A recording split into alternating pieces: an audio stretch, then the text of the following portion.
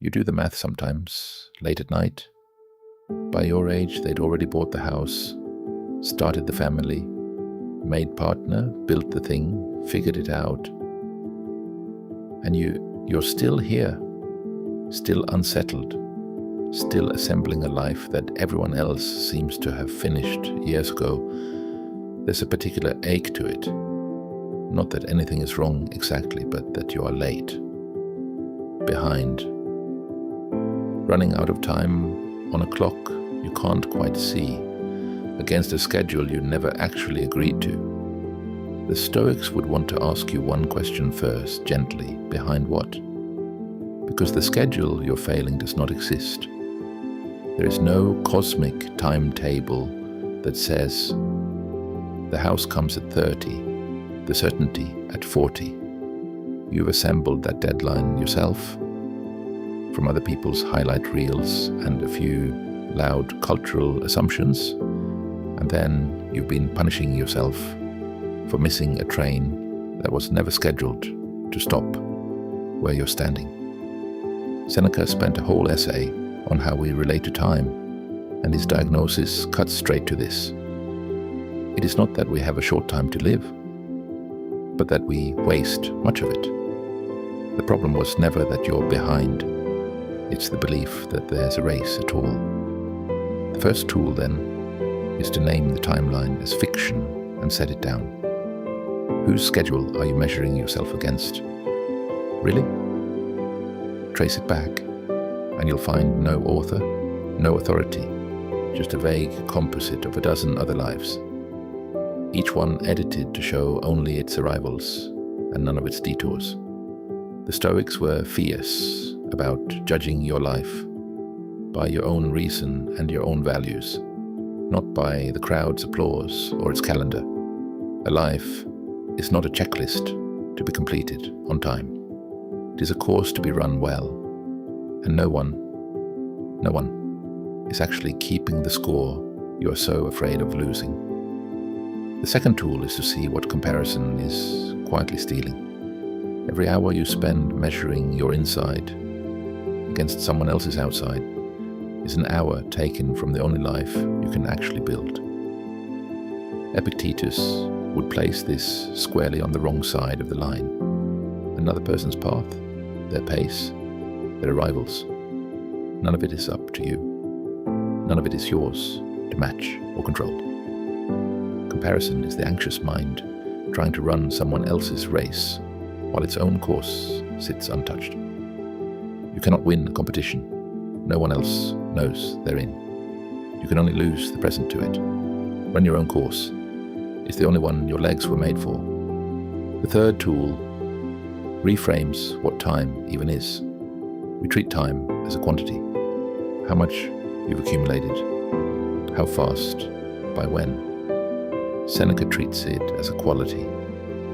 A life, he argued, is long enough and generously given if the whole of it is well employed. It feels short only to those who pour it out on things that do not matter. This changes the whole equation. You are not behind because you have less than someone else.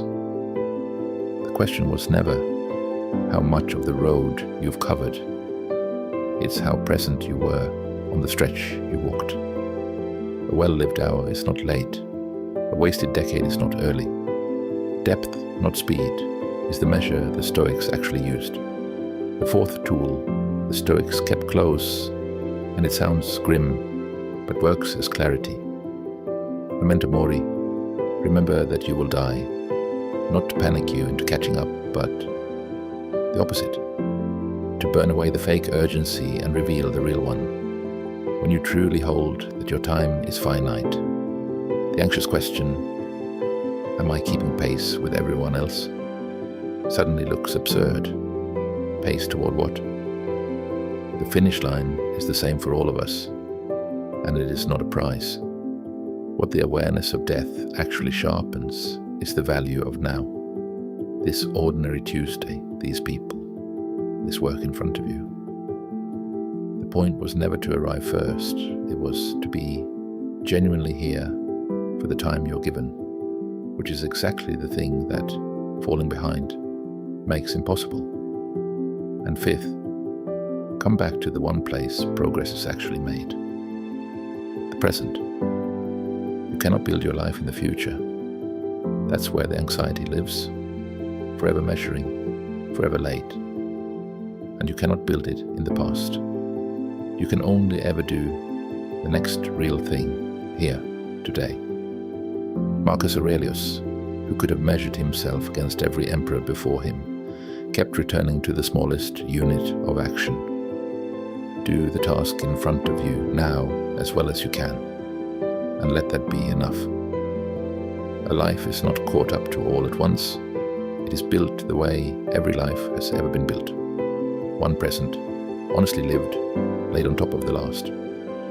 So there is the discipline. Name the timeline as the fiction it is.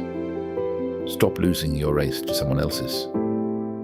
Measure your time by how it's spent, not how much remains. Let the fact of death clarify what actually matters, and build in the present, which is the only material you've ever had. Will the ache come back? On certain nights, yes. Someone will announce an arrival and the old math will start again.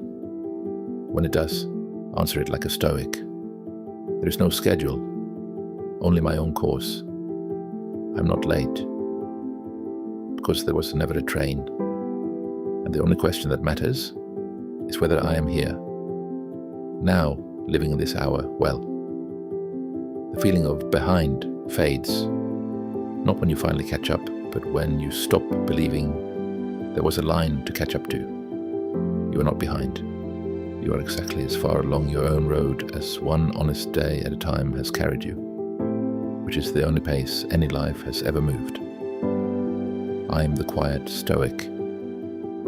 This week, catch yourself running someone else's race and step deliberately back onto your own. And if this helped, stay a while. There's more here for the anxious mind.